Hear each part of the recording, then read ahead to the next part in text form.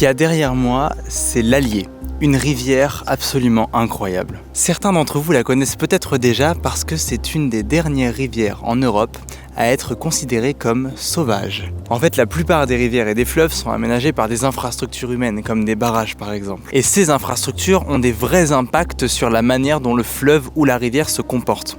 Et justement, une rivière comme l'Allier est extrêmement vivante. Elle va changer de forme en permanence, créer des nouveaux bras secondaires, elle bouge. Et malheureusement, c'est quelque chose qu'on retrouve très rarement en Europe aujourd'hui.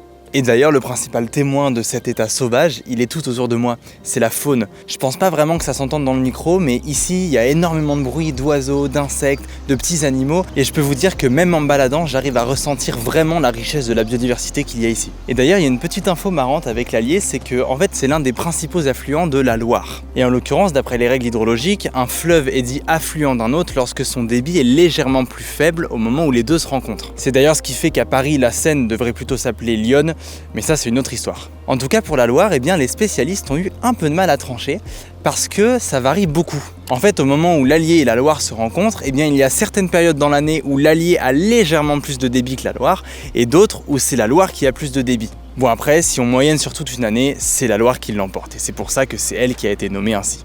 Bon voilà, je pense que moi je vais retourner me balader parce qu'ici c'est vraiment un petit coin de paradis.